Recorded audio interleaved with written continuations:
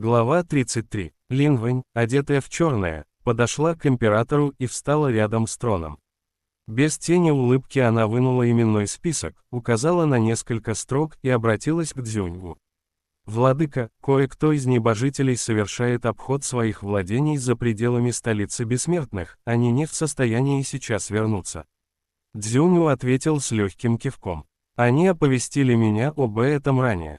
Лин Вэнь склонила голову в знак понимания. Цзюнь уже вновь обратился к Сэлиню. «Синьлы, тебе наверняка известно, для чего тебя сегодня вызвали наверх». Сэлянь, не поднимая головы, ответил. «Могу примерно догадаться. Вот только я считал, что по делу младшего генерала Пэя решение уже вынесено». В этот момент раздался голос мужчины. «Боюсь, что пока нельзя сказать наверняка, каким именно будет это решение». Голос этот, чистый и приятный на слух, прозвучал за спиной принца. Обернувшись, Сэлянь увидел входящего во дворец бога войны. Держа ладонь на рукояти меча, мужчина направился прямиком в переднюю часть главного зала, и, лишь проходя мимо Сэляня, остановился на миг и приподнял уголок рта со словами. «Ваше Высочество, наследный принц, наслышан, давно хотел с вами познакомиться». На вид богу войны можно было дать около 26-7 лет, облик его отличался изяществом, но при этом двигался мужчина весьма решительно. Внешне он был гораздо более красив, чем та божественная статуя, что Сэлиню довелось увидеть на горе Юйцзюнь. То была красота, способная легко покорить женское сердце. С первого взгляда становилось понятно, что перед вами человек от природы падкий на победы на любовном поприще. Сэлянь еще не успела ответить на приветствие, как мужчина снова сказал. «Премного благодарен вам за проявленную заботу о младшем генерале моего дворца». Сэлянь, не подавая вида, подумал. На сей раз я действительно задел его. Вслух же произнес. «Ну что вы, это я давно о вас наслышан». Его слова были чистой правдой. За прошедшие дни Сэлянь сравнил сведения из нескольких свитков, затем выборочно прочел несколько легенд о прославленных небожителях, и в них чаще всего упоминался именно генерал Мингуан, Пэймин. Бог войны северных территорий до Вознесения отличился немалыми военными заслугами, но люди все равно более всего восхищались именно легендами о его любовных похождениях, иногда прекрасными, иногда не слишком. Среди прекрасных легенд существовали такие: бравый генерал во имя справедливости потратил золотые горы ради вызволения куртизанки из борделя, после чего девушка, одержимая слепой любовью, всю жизнь хранила себя лишь для замужества с ним. Но встречались и легенды иного рода. Вскочив на коня, генерал преодолел 1000 ли и пробрался в чужой дом, чтобы провести ночь любви с замужней женщиной, и все тому подобное. В некоторой степени подвиги его были весьма впечатляющие. Ознакомившись с этими легендами, Сэлянь подумал, уму непостижимо, как за все эти годы генерал нажил себе проблему в лице одной лишь Сюань Цзэи. По причине множества блистательных побед, как на поле брани, так и на любовном ложе, немало противников и даже соратников Пэймина частенько проклинали его, желая тому смерти, и лучше всего, от какой-нибудь амурной болезни. Однако вопреки всему упрямец оказался на удивление живучим. Вкусив аромат 1000 цветов, генерал остался полностью здоров, он не только не собирался умирать, а при этом еще и прожил дольше некоторых. В конце концов, однажды генерал все же потерпел поражение, тогда противники возрадовались. Ха-ха-ха-ха, на этот раз он точно помер. Но для них стало огромной неожиданностью, когда разразились раскаты грома, и в критический для себя момент он вознесся.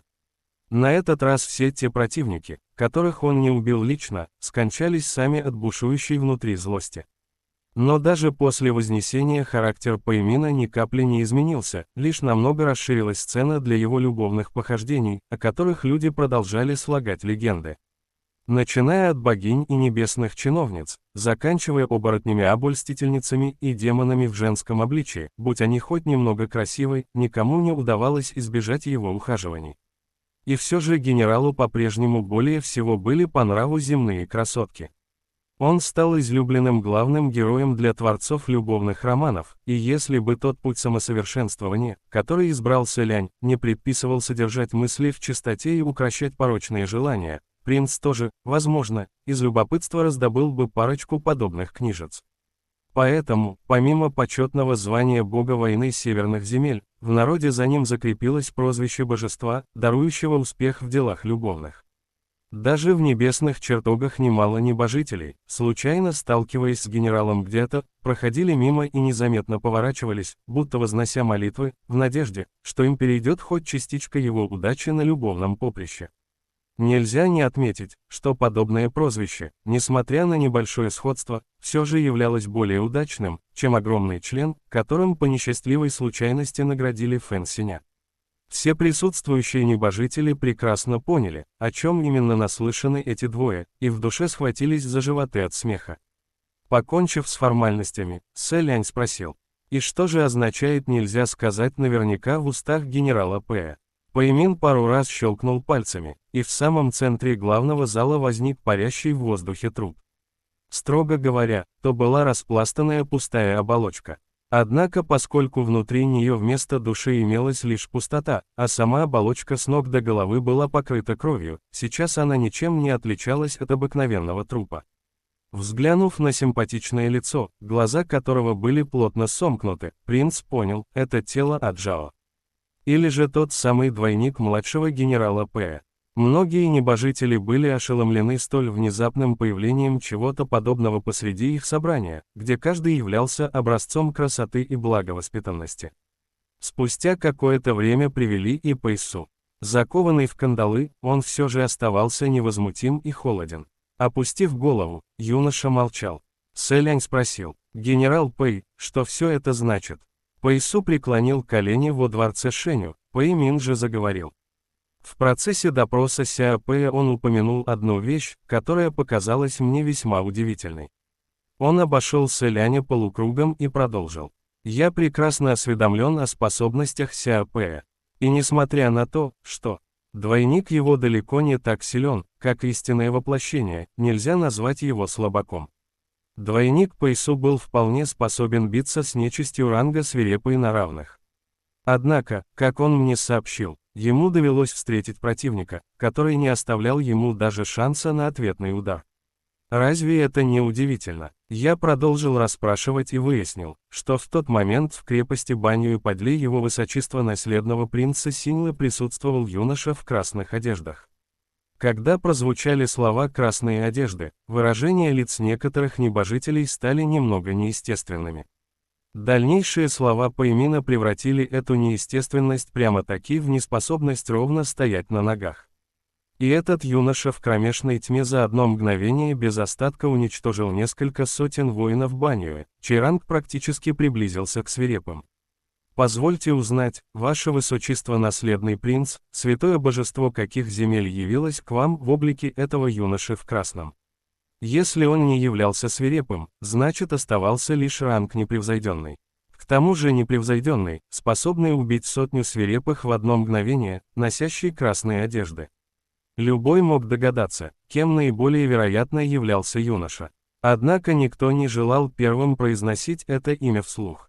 Сэ Лянь взглянул на молчаливое лицо Пэйсу и с неприкрытым притворством произнес. Правда. Если честно, я и сам уже плоховато помню. Тогда в крепость Банью со мной проник целый торговый караван, с ними я провел всего-то несколько дней. Возможно, то был кто-то из тех людей. Пэймин, постойте, ваше высочество наследный принц, Сяо Пэй сообщил мне, что вы чрезвычайно тесно общались с тем юношей. Вовсе не похоже на то, что вы провели вместе всего несколько дней. Как вы могли забыть о нем так скоро? Сэ Лянь подумал, нет, тут ты ошибаешься, я сказал чистую правду. Мы действительно провели вместе всего-то несколько дней. Внешне лица принца не коснулось и тени эмоций. Внезапно один небожитель в белых одеждах заклинателя, стоящий неподалеку, легко взмахнул белоснежной метелкой из конского волоса и произнес. «Генерал Пэй, ваши слова основываются лишь на мнении младшего генерала Пэя, а он сейчас обвиняется в преступлении, находится под арестом и вскоре будет отправлен в ссылку. Еще стоит хорошенько взвесить, в какой степени его словам можно доверять». Пэймин ответил, что ж, для этого нужно обратиться к генералам Наньяну и Сюаньчжэню. Надеюсь, они смогут оказать небольшую помощь в разрешении данного вопроса. Посмотрев в направлении взгляда Пэймина, Сэлянь в самом деле увидел в юго-восточной и юго-западной частях главного зала Фэн Синя и Му Цина, стоящих отдельно друг от друга. Фэн Синь выглядел именно таким, каким его помнил принц, всегда высокий, вытянутый по струнке, с решительностью во взгляде. Между бровей залегла вечная складка, словно что-то постоянно его раздражало, однако на самом деле это вовсе не так. Му Цин же немного отличался от того облика, что отпечатался в памяти Сэляня. Он был все таким же белокожим, с легким налетом румянца, тонкие губы были все так же слегка поджаты, а веки опущены, но теперь всем своим видом Му Цин излучал холодную ауру, словно предупреждающую. «Даже не думай заговорить со мной». Он стоял со скрещенными на груди руками, пальцами правой руки легонько перестукивая по сгибу левой. Не совсем ясно, так. Он выражал свою невозмутимость или же о чем-то размышлял. Каждый из двоих, хоть и считался красавцем, а все же имел свои собственные качества, раздражающие других. Услышав, как Пэймин назвал их, оба, не сговариваясь, вначале посмотрели на Цзюньгу. Владыка мягко кивнул, и лишь после этого они медленно вышли вперед. Это был первый раз, когда Сэлянь встретился с ними лицом к лицу после третьего вознесения. Принц немедленно почувствовал нарастающее оголтелое внимание во всех взглядах, направленных к ним. И внимание это было неизбежным. Надо сказать, что дворец Шэню был дворцом первого бога войны, и никто, не являясь небожителем верхних небес, не имел достаточных прав, чтобы явиться сюда на обсуждение важных вопросов. Наследный принц Синьлы, вознесшись в первый раз, избрал Фэн Синя и Му Цина своими помощниками. В те времена они являлись лишь небожителями средних небес самого низкого уровня и не имели права войти сюда даже чтобы вымыть полы. Теперь же эти бывшие младшие помощники рангом ниже генерала не только могли открыто посещать дворец Шэню, но и места занимали намного выше, чем их прежний предводитель. Правду говорят, невозможно предугадать, как повернется колесо судьбы, 30 лет река течет на восток, 30 лет на запад. Все трое некоторое время беспорядочно играли в гляделки, но потом быстро притворились, что ничего не произошло, и отвернулись в сторону. Никому не удалось разглядеть, о чем подумал каждый из них. И все же Сэлянь примерно догадался, о какой помощи их просил генерал Пэй. Как и ожидал принц, Пэймин произнес. Оба генерала, Наньян и Сюаньчжэнь, когда-то сталкивались в бою с Хуаченом. Поэтому у них все-таки есть право голоса в отношении оружия вышеупомянутого противника. Он призвал пустую оболочку Аджао именно для того, чтобы все могли рассмотреть оставленные на ней ранения. Фэн Синь и Му Цин неторопливо подошли к подвешенной в воздухе оболочке. Сэлянь тоже приблизился на пару шагов и бросил заинтересованный взгляд, но поскольку крови вытекло слишком много, раны в основном запеклись черным, поэтому разглядеть что-то не представлялось возможным. Двое генералов с серьезными лицами осмотрели тело, затем подняли взгляд и на секунду переглянулись, словно ни один не желал говорить первым. Лин Вэнь у трона Цзюнь вопросила. «Уважаемые генералы, каков ваш вердикт?» Фэн Синь все-таки ответил первым. В его голосе слышалась тяжесть. «Это он», Му Цин же добавил. «Это изогнутая сабля Эмин. По всей видимости, среди тех, кто находился сейчас во дворце Шэню, один Сэлянь не знал, что означают эти слова. Эмин – тот самый поразительный изогнутый клинок, которым Хуачен, бросив вызов 33 богам войны и литературы, во снах людей разгромил в пух и прах армии богов войны, заставив всех трепетать от ужаса. Небожители во дворце начали тихо переговариваться друг с другом, их взгляды на Сэляня при этом сделались бесконечно загадочными. Пэймин произнес: «Благодарю, уважаемые генералы, за подтверждение данного факта. В таком случае, мои догадки верны. И если юный спутник его высочества в красных одеяниях действительно тот, о ком мы говорим, дело принимает более запутанный оборот.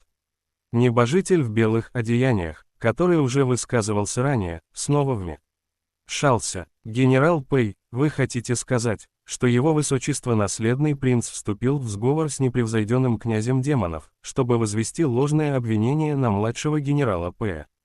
Небожитель высказался уже дважды, причем оба раза вставал на сторону принца, и Селянь неизбежно заинтересовался, кто же этот оригинал среди божественных чинов.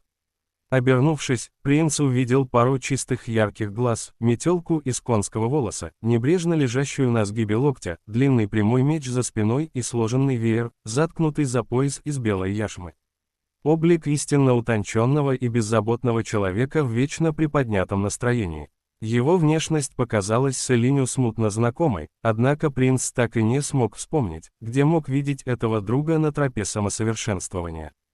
Пэймин же, бросив взгляд на говорящего, выглядел при этом словно взрослый, который не желает припираться с ребенком. Покачав головой, он взмахнул рукой, и висящее в воздухе тело от жара испарилось. Повернувшись, генерал произнес: «Возможно, речь вовсе не о сговоре. Дело в том, что тот, о ком сейчас идет разговор, обладает немалой властью, а также исключительными способностями. Вполне может статься, что он при помощи какого-то магического трюка отвел принцу глаза или ввел его высочество в заблуждение при помощи хитрости и коварства. Все это могло означать лишь одно. Пэймин намеревался выставить Хуачена тайным злодеем, что стоял за происшествием в крепости Баньюэ. Селянь произнес: «Генерал Пэй, если вы не верите мне, вы не можете не поверить словам повелителя ветров». Младший генерал Пэй признал свою вину, его превосходительство повелитель ветров может это подтвердить. Пэймин вновь бросил взгляд на небожителя в белых одеждах. Селянь добавил: «Кроме того, мы ведь с вами находимся во дворце Шэню, и вы прямо сейчас можете спросить владыку, применялось ли ко мне какое-либо одурманивающее магическое воздействие». Выражение лица Цзюньву, сидящего на высоком месте, осталось невозмутимым. Это означало, что никаких следов магии на теле Селяня нет. Принц вновь заговорил: «Давайте же не будем смешивать между собой два разных дела. Для начала оставим в стороне вопрос о том, является ли пришедший со мной юноша Хуаченом. Даже если допустить, что он действительно Хуачен, это ведь не имеет никакого отношения к тому, что совершил младший генерал Пэй. Разумеется, дурная слава непревзойденного князя демонов широко известна, но ведь нельзя сваливать на него абсолютно все преступные деяния». Непринужденность, с которой принц произнес то самое имя, заставила некоторых небожителей во дворце ощутить, как по спине пробежал холодок. Пэймин парировал: «Как бы там ни было, я считаю, что данное происшествие требует дополнительного расследования. Настоятельно рекомендую его высочеству наследному принцу выдать нам советника Баньюэ, которую вы забрали с собой. Для проведения допроса. Для проведения какого еще допроса? Чтобы девушка под пытками дала нужные показания». Селянь не успел и слова вставить, как раздался еще чей-то голос. Пэйсу, словно больше не желал находиться во дворце Шэню, тихо произнес: «Генерал, оставьте. Пэймин что? Пэйсу, никакого магического трюка не было. Все это действительно совершено мной. Я вас подвел». Пэймин собирался оправдать его, Пэйсу же в итоге во всем признался. Лицо генерала сделалось суровым, а тон жестким. «Каким зельем тебя опоила эта советница Баньюэ? Лучше закрой рот». Пэйсу вместо этого поднял голову и произнес: «Все кончено, генерал. Все же я не до такой степени труслив, чтобы совершить проступок, но не иметь смелости признать содеянное. Раз уж я по неосторожности попался, то не должен страшиться возмездия, каким бы оно ни было». На лице потрясенного Пэймина было написано: «Ты ведь всегда был таким сообразительным, почему же сегодня вдруг потерял разум?» Старший генерал едва не отвесил младшему хорошего пинка, чтобы вразумить последнего, как вдруг вмешался Цзюньгу. «Довольно». Стоило ему заговорить, Пэймин опустил занесенную ногу и слегка поклонился, выражая почтение. Цзюньгу произнес: «Расследование происшествия в крепости Баньюэ завершено. Увидя Сяопэя, в скором времени он отправится в ссылку». Помолчав пару мгновений, Пэймин ответил: «Слушаюсь». Селянь уж было вздохнул с облегчением, когда Пэймин добавил: «Но ведь раны на теле этой оболочки действительно оставлены Имином». Цзюньгу ответил: «Да, и это уже совершенно другой вопрос. Пэймин, прошу вас провести тщательное разбирательство». Цзюньгу, Разбирательством по данному вопросу я займусь лично, об этом никому не стоит тревожиться. Сегодня вы пока можете идти. Синьлы, а ты останься. Судя по всему, он просил Селяня задержаться, чтобы лично опросить его. Остальным небожителям нечего было добавить, они склонили головы и ответили.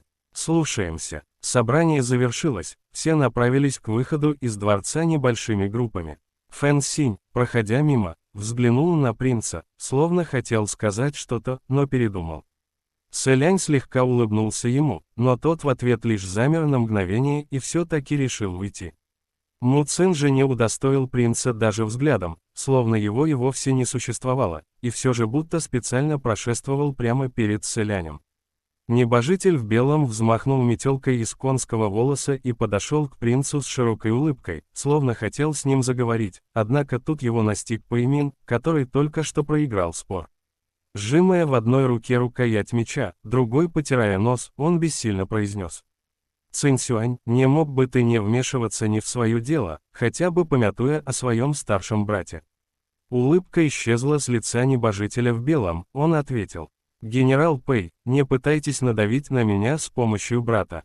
Я его не боюсь. Ты». Было очень похоже, что Пэймин от негодования готов скрежетать зубами, но ничего поделать с собеседником не мог, и потому лишь указал на него пальцем со словами. «Хорошо же ты постарался. В этот раз ты погубил Сяо Пэя окончательно. Его отправят в ссылку на 200 лет». Собеседник резко взмахнул метелкой и возразил. «Это дело рук самого Сяо Пэя, я здесь ни при чем». Словно не желая больше говорить с Пэймином, он поспешно выбежал из дворца. Селянь задумался, не привяжется ли теперь Пэймин к нему с колкими замечаниями, но тот подобных намерений не имел и также вышел прочь. В огромном зале дворца Шэню, кроме сидящего на троне Цзюньу и стоящего внизу, у трона, Селяня, остался лишь еще один небожитель. То был наследный принц государства Юнань, Лан Цаньцу. Селиню показалось странным, почему он остался. Однако, подойдя поближе, он увидел, что тот стоит с закрытыми глазами, погрузившись в сон.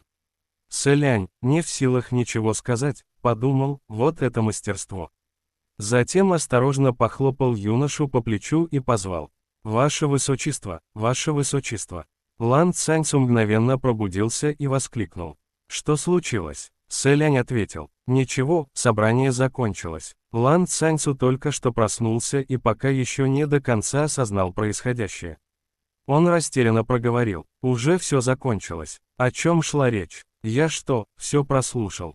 «Селянь, прослушали и ладно, ничего особенного не говорилось. Идите же, ступайте к себе». Лан Цаньцу ответил лишь «во» и сразу ушел.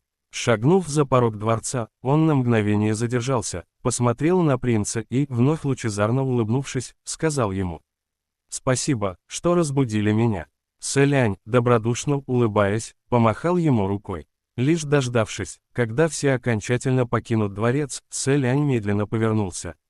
Цзюню тоже сошел со своего трона и, заведя руки за спину, направился прямо к принцу. Затем произнес. Собиратель цветов под кровавым дождем, искривленная сабля Имин. Селянь, словно котенок, которого подняли за шкирку, невольно вытянулся в струнку. Цзюню спросил, так что же все это значит? Селянь посмотрел на него и внезапно рухнул на пол. Однако его колени еще не успели коснуться пола, когда Цзюню протянул руку и поддержал его за локоть, не давая завершиться коленопреклоненному покаянию. Владыка со вздохом произнес. «Синьлэ». Селянь вновь выпрямился, но голову уронил на грудь и проговорил. «Простите». Цзюню, глядя на него, спросил. «Так значит, ты признаешь, что виноват?» Селянь. «Признаю». Цзюню, в таком случае расскажи ко мне, в чем же твоя вина?»